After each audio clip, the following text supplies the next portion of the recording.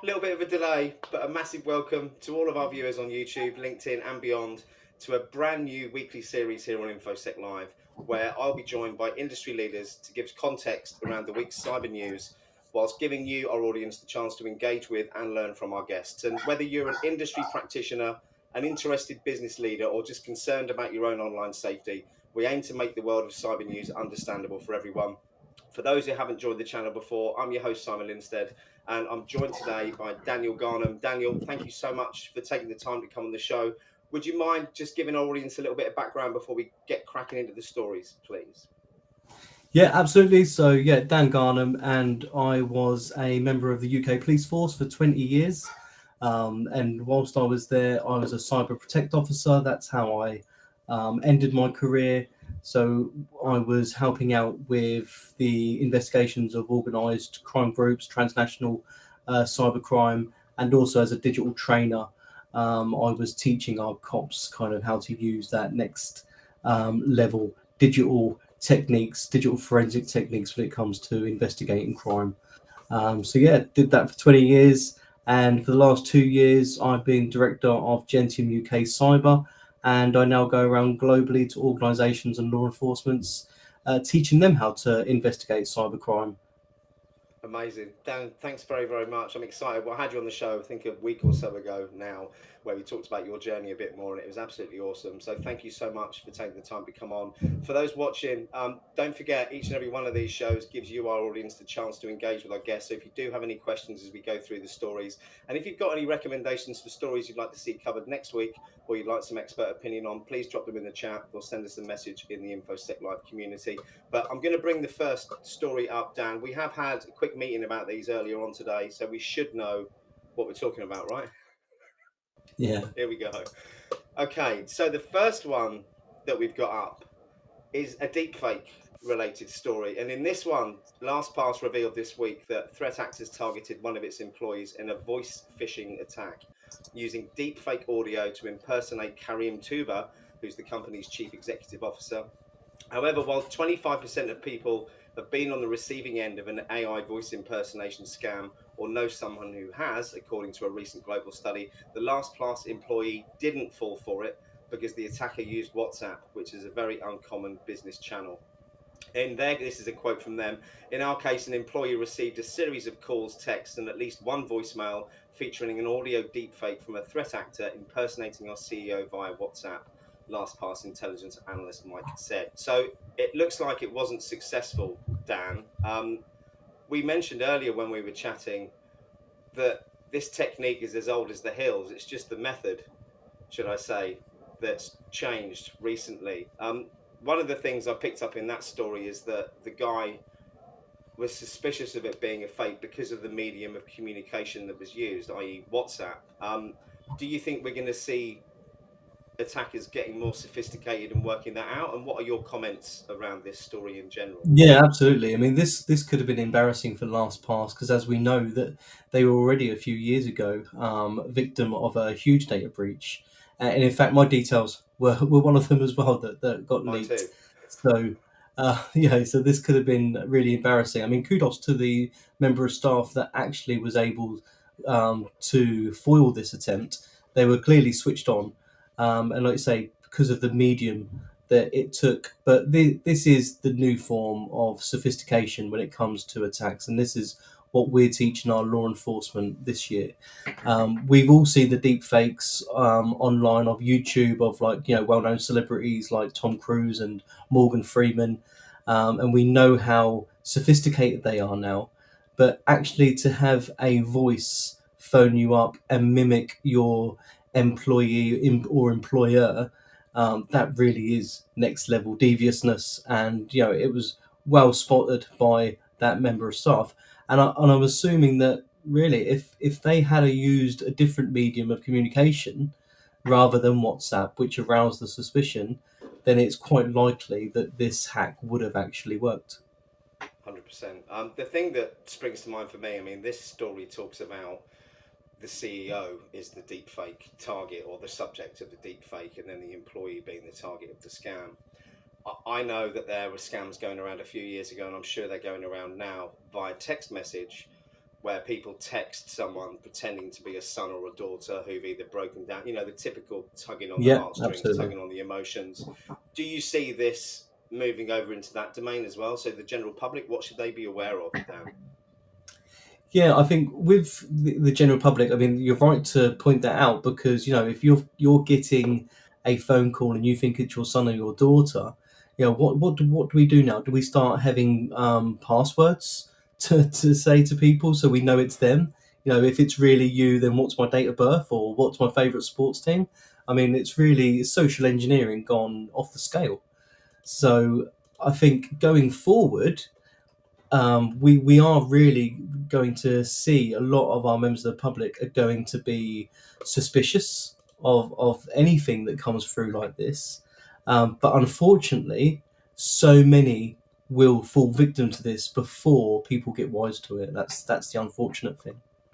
Absolutely. And is there anything else we could be doing as an industry to help educate the general public around this? Or do you think, I suppose the question I'm really asking is it our responsibility as practitioners? Is it the government's responsibility, or is it everyone's? Where do you see that responsibility lying? Yeah, do you know what? I think the government should take more of a lead on this. I mean, I know you can go back decades where they used to release public information videos on how to cross roads, etc. We all had that when we were, growing The up with the evil, Tough the Boot evil Club. nicotine. You're probably not old enough to remember that, but there used to be a fairly No, good I one for remember. stopping cigarettes. Yeah, Yeah, I remember all of that, and the crossing the road and look left and right, the hedgehogs and all that sort of stuff. that's So, it. I mean, look, nowadays I think we need all the help we can get. So I think it's a collective effort, but I think there should be more from the government on this when it comes to public information and also some free online courses perhaps that people can do.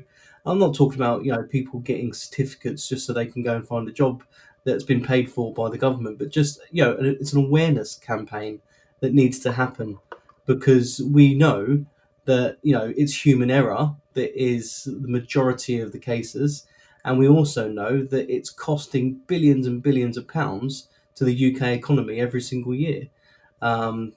Fraud and now cyber-related fraud has taken over as the biggest threat in this country's economy. Absolutely. I mean, I'm not sure what the stats are in the US or how it works in the US with the school system and education around cybercrime and I suppose, cyber threats.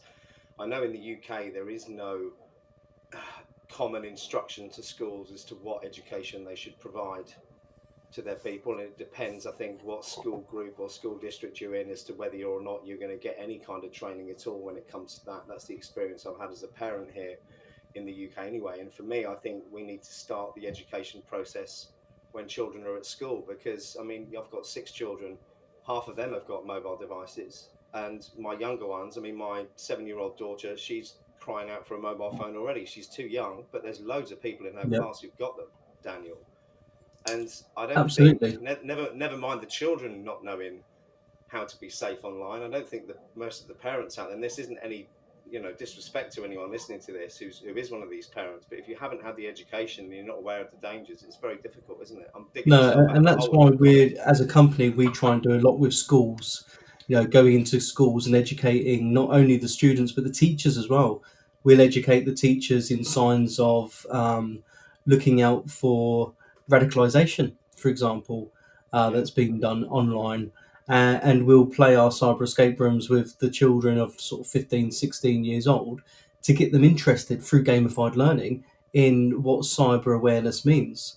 So it's something that we're trying to do, but there does need to be a collective. And I think the educational, the government wing, the Department for Education, and the Education Secretary should take a little bit more of an interest in this because if we can start they're probably a educating little from a bit younger busy age. worrying that they're going to have their jobs in a few months at the moment, right? Well, that's the trouble. We're in limbo at the moment because who do we Yeah, write to who's going to get something done? Because if we start talking to MPs now, the chances in 6 months' time they're not going to be in post, and the conversations have to start from scratch again. So that's absolutely. a really difficult thing. I suppose that kind of leads us in nicely to that next story about the MPs It does. Let me because bring that up. I'm just before we we do, can't just want to if bring we're up trying to Justin. educate our children and our parents and our Yeah. workforce.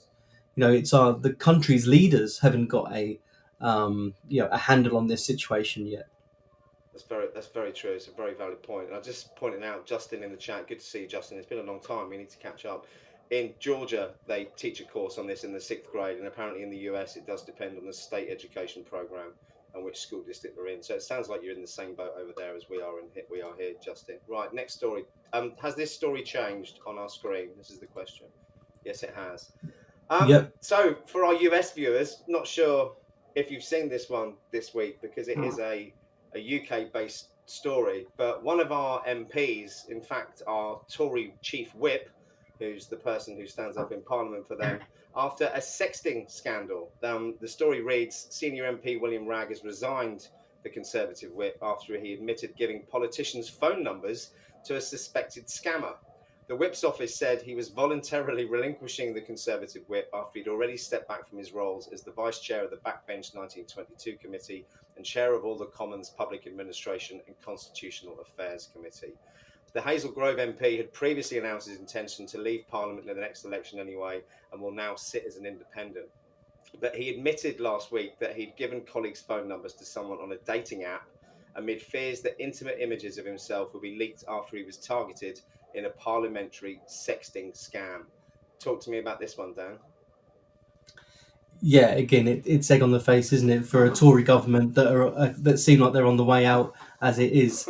But again, like you say, that is the Tory whip, which for anyone in America doesn't really know what that is.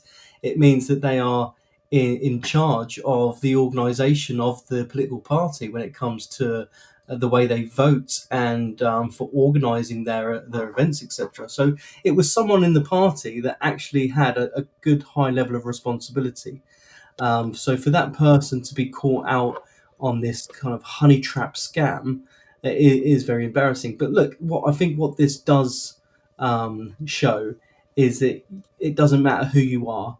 You can fall victim to this practice, and let's not give this person too much of a hard time, I suppose, because look, they are a victim of a crime at the end of the day. This is sextortion, and there is sympathy that's got to go with this person. It's highly embarrassing for them. It's something that they didn't want out in the public to read, and now it's splashed across all of the front newspapers in the UK. But this is a common theme now. You want to start up a relationship. You may be on a dating site and you think you're talking to a real person, so to speak, or at least someone with good intentions.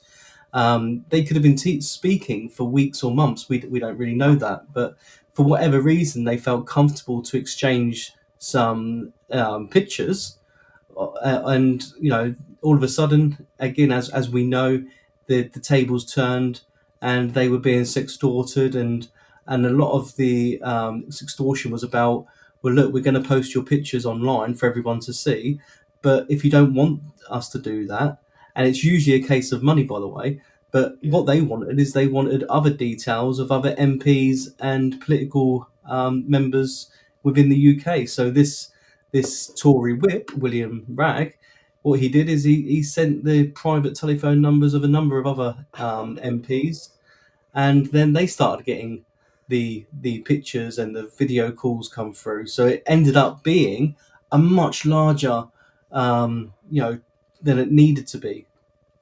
It did make me chuckle a little bit to start with. I mean, I've been in sales for like 30 years, and a common phraseology you'll hear in sales is ideal customer profile, right? And when it comes to the people attacking, these middle-aged men are quite a good target for this, I would imagine, and especially with Yeah. everyone's knowledge of politics. And this goes for the US, I think, as much as the UK.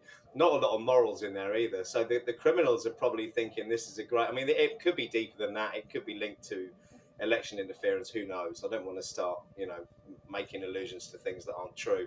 But know your target market, I think, when it comes to the attackers. Although, as I'm talking about middle-aged men being vulnerable to this kind of attack, it's probably a good time to move on to the next one, isn't it? Which is the two arrested in Nigeria after the Australian boy's suicide that was in the paper, I think, a couple of days ago.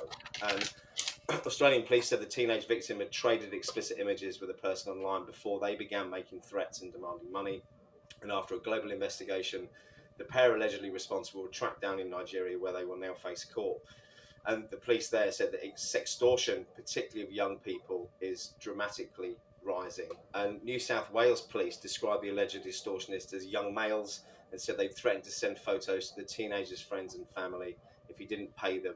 I think that's Australian dollars, 500 Australian dollars, £260 or $330. And it says here the messages are horrific, they're aggressive, and put a lot of pressure on the boy to pay the money. I suppose, Dan, is this something that you came across while you were a serving officer in the force? I will say force rather than service as well, for anyone wanting to Yeah, avoid no, it. absolutely a force. But yes, unfortunately, it is sadly, and it's getting worse and worse as these now show.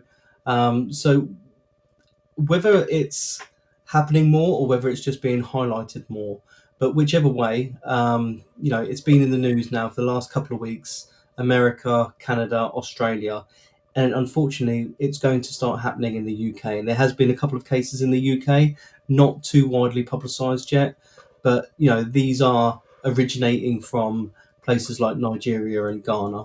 And by the way, when I was there last summer in Nigeria and Ghana, the police over there, they know this is happening, and they were at a bit of a loss of how to actually deal with this, and this is why we went over to teach them.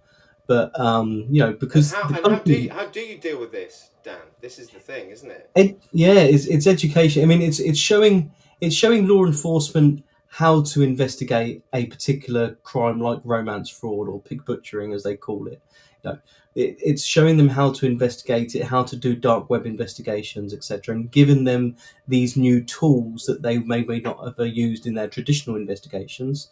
But it's also about the education that they have to then put on to their public.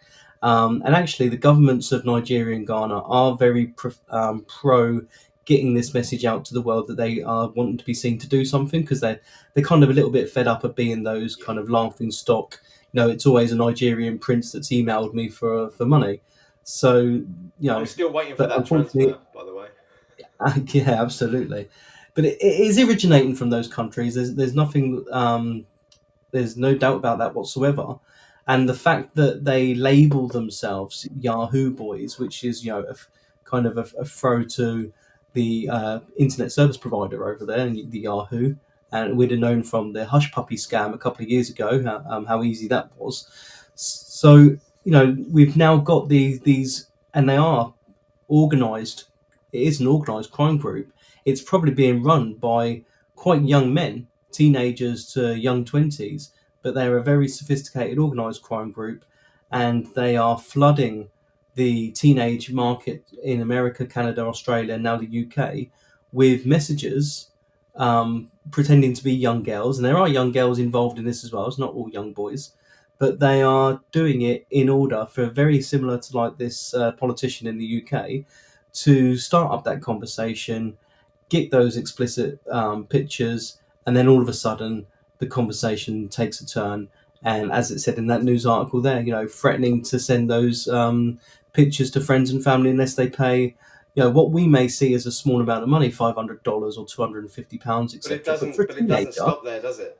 Doesn't it stop doesn't there. stop there. No, and if you're No. 14 and 15, 250 quid, you might as well say 1,000 or 10,000. It's the same sort. You haven't got that money, and you don't. You've got that embarrassment of not wanting to turn around to your friends or your family to say, look, this is what's happening. And unfortunately, a lot of these children, because that's what they are seeing no way out, and they're taking their own lives. And it's a despicable crime. And hopefully, with these arrests that are being made, more will follow. And you mentioned the hush puppy thing a couple of years ago. For those who aren't aware of what that was, do you mind just elaborating and explaining that? Yeah, so Hush Puppy was that was the name he was given, the moniker he was given due to his Instagram username. But it was his name was his surname was Abbas, so let's call him Mr. Abbas. So basically, he was a scammer in Nigeria, and he was doing romance scams, pretending to be like that American soldier abroad, stuck and needs some money to get home, etc. But he was doing this on such a large scale that he was making millions and millions of dollars, and he was using on Instagram. He lived this life of luxury where he was buying Rolex watches and driving Bugattis and Rolls Royces and shopping, and there was pictures of him at the Salt Bay place having steak put into his mouth, and there was pictures of him, throwing money around at shopping centres and weddings, etc. He was so well liked because of that lavish lifestyle on social media that actually through that open source intelligence, news reporters in America and in Africa were doing a little bit of research, digging deeper, and go, well, how did this person all of a sudden just appear with all this money? Where did it come from? This person calls himself a real estate, agent, but Other actually, other people's real estate, maybe. yeah, absolutely. And he was born in poverty, and obviously all the money was made from these scams. But the lesson there was, it's open source intelligence. If you're going to be a scammer, don't put it all over social media that you're driving around in And these then, and luxury this is, cars but and this is yachts. the thing, isn't it? I mean, well, every disrespect to the bloke, it shows his intelligence level that he was posting that kind of stuff, flaunting his wealth everywhere. But if someone with that intelligence level can extort millions of pounds out of people, just imagine what someone who was reasonably smart could do, and how easy it would be for them to get away with that. I mean, it's horrifying, really, isn't it? It really is. We're running out of time, so we better move on to Sure. the next story. The next one is about something I've had problems with recently: smart TVs. For anyone who's got a Samsung and they have a one cable that connects their TV to a box and then all the other wires. My puppy chewed through ours. This isn't breaking news, just human interest. Puppy chewed through our cable, and those cables are £150 each if anyone ever needs to replace one. So don't have your Wow. dog near it. Yeah, but the story is security researchers at Bitdefender have discovered four vulnerabilities impacting multiple versions of WebOS, which is the operating system used in LG's smart televisions. And the flaws enable varying degrees of unauthorized access and control over affected models, including authorization bypasses, privilege escalation, and command injection. And the potential attack hinges on the ability to create arbitrary accounts on the device using a service that runs on ports 3000 and 3001, which is available for smartphone connectivity using a PIN. Bitdefender explained that although the vulnerable LG WebOS service is supposed to be used only in local area network settings, Showdown internet scans show 91,000 exposed devices that are potentially vulnerable to the flaws. Talk us through that one, Dan.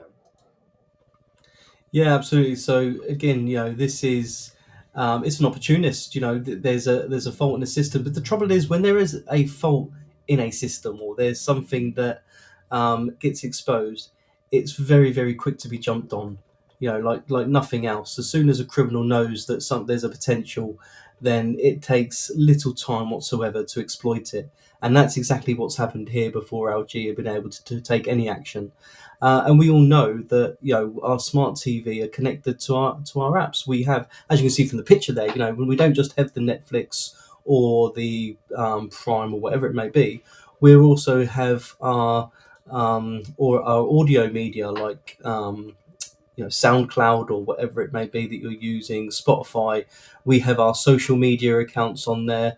So we've got all that kind of juicy information that criminals would love to get hold of, and it's all on our TVs as well, because we live this connected digital lifestyle. So yeah, absolutely. As soon as um, that was there to be exposed, it was attacked, and again, a huge data breach, which is unfortunate because obviously 90,000 there, and LG have been working hard in the background to try and rectify it. Do you no, let me rephrase that. For people who are watching who aren't, hopefully there's some people watching or will watch this who aren't working in the cybersecurity industry, because one of my passions for InfoSec Live is to try and help to educate the general public a little bit more. What does that actually mean? So we've said that all your apps are on there, all your information, but what does that mean? What is the risk for the general public if someone actually got into one of their smart TVs? What kind of damage could they do, Dan? Right. Okay. So in I suppose in a quick terms, in the fact that We wouldn't hand our mobile phones over to some stranger to look through our social media. We wouldn't want them to know our usernames or our passwords, etc. And this is what we're doing with this TV. Essentially, we're handing over a mobile digital device that's got all of our login details and of our social media, all of our likes and dislikes. That all that information is juicy for the criminal, because that's how they then do the social engineering. You know, we know that criminals are going onto um, our our sound and on our social media in order to find out our likes and dislikes, because that's how they can string up a conversation with us. They can start up a conversation, and all of a sudden we've got the same likes and the same dislikes. It's not a coincidence. It's the fact that they've done their research on us. So just as like you say, the same as we wouldn't hand over a mobile phone, TV now, if you've got all of those connected apps, they need to be protected in the same way as well. And even you'll see with Garmin apps as well, so it will tell you people's locations, the way they walk or the way where they run, etc. So you've got actual location settings on there as well. And a few years ago, there was a UK teenager that was able to use their own smart TV in their house with their remote control to contact the head of security in America and put a message on his screen. So this UK teenager put a message on the head of Homeland Security for America on his TV that said, "I own you." Oh my So goodness. that was a teenager just flexing out their muscles and trying to find out what it is they can do, pushing those boundaries. And they used a smart TV and a remote control to send a message to an important political person over in America. My word. I mean, going off on a tangent a little bit, you mentioned you wouldn't hand your mobile phone over to someone. I mean, it used to be on the streets of London or any other busy city in the UK, you'd get robbed at knife point or gunpoint on occasion for your wallet or your watch. And I mean, there's still a spate of high value watch thefts going on. I spoke to a friend of mine who used to be in the police a few weeks back, and he said before he left there'd been a massive rise in robberies where people were basically getting people to unlock their phones and clearing out their bank accounts. I mean, putting that into context, Yep. everything's a face ID away, right? When it comes to bank accounts, if you've got crypto wallets, if you've got anything on your phone at all. So it amazes me when you see people, especially, well, not especially anyone, everyone walking down the street in places that are perhaps not quite as nice as others with their phones out all the time. I just think it's asking for Yeah. trouble, isn't it? But we're running out of time. Let me get this last story up. Here we go. And the last one is the ransomware gang that stole the health data of over 500,000 people. And the non-profit healthcare service provider Group Health Cooperative of South Central Wisconsin has disclosed that a ransomware gang breached its network in January and stole documents containing the personal and medical information of over 500,000 individuals. However, the attackers couldn't encrypt the compromised devices, which allowed them to then secure their systems with the help of external cyber incident response experts and bring them back online after they were isolated to contain the breach. I won't read any more after that. I mean, that's great that they couldn't encrypt it, but they've still stolen 500,000 people's documents. Talk to me about the impact of that, Dan. Yeah, I mean, at the end of the day, it's reputation and trust, isn't it? If we run a service, whether it's a healthcare provider or any kind of business, it's your trust, it's trust, and it's reputation. We're nothing without our customers, and we're all vying in that sort of similar space for people's data and their custom. And if we lose it, then there's a chance we're not going to get it back, their custom back, but also we know that they're going to tell two or three friends of bad experiences. The trouble is, when you have a good experience, you usually tell one or two people. When you have a bad experience, it's all you talk about for the next week, and everyone hears it. So, Oh, absolutely. People love to complain, absolutely, don't they? no, and it's really, really good that they weren't able to encrypt it, and it's good that they had a multifaceted level of cybersecurity on there. But sometimes the damage can be done just with the data breach, and we know that they've got to disclose this by law. So it's great that they put the caveat on there that the gang weren't able to encrypt it, but sometimes the damage is done just by the fact that they've been breached.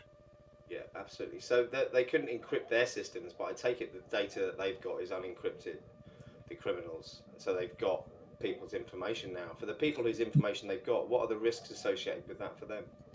Yeah, absolutely. So potentially, if they've got all that data, now we all know. So if we go on to haveibeenpwned.com, which is obviously a popular one, to see whether we've been a victim of a data breach, and although in education we always tell people about strong passwords and how to have multi-factor authentication, but we trust our data with a lot of organizations, and if they have a breach, it doesn't matter how strong your password is, because it's them that's had a breach and not you, and they've got your important details.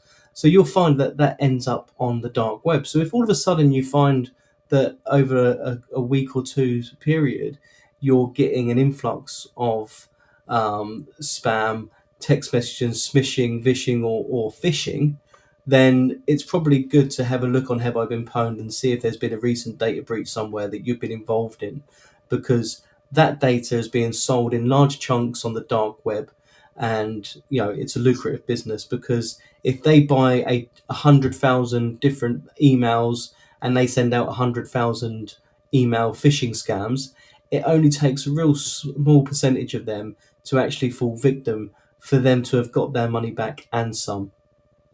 Absolutely. It's scary, isn't it? Dan, thank you so much for this week. It's been really interesting. I hope those watching have found it useful. I'd love to involve the community more in this series that we're going to do every Friday. So if anyone watching has got any particular topics or stories they've seen recently that they'd like covered by one of our expert guests, please do drop me a line in the community. Dan, thank you so much for taking the time to come on and share. I'm very excited, audience. I'm actually meeting Dan in person for the first time next week, and I'm getting to attend one of his cyber escape rooms that we heard about on the last week's show. So excited to tell you more about that when I come back on. But everyone who's watching, have an amazing weekend. Dan, again, thank you so much. Any words of wisdom before I play us out on the video here? Sorry, did you say any words of wisdom? I said any words of wisdom, before I play out the video. Everybody go and have a look at the rainbow table and check your passwords. If you don't know what the rainbow table is, Google it and check your passwords. Make sure they're strong. Right, now I need to check out the rainbow table as well. Dan, thank you so much. Everyone, have a great weekend. See you all soon. Take care. Thank you. Bye.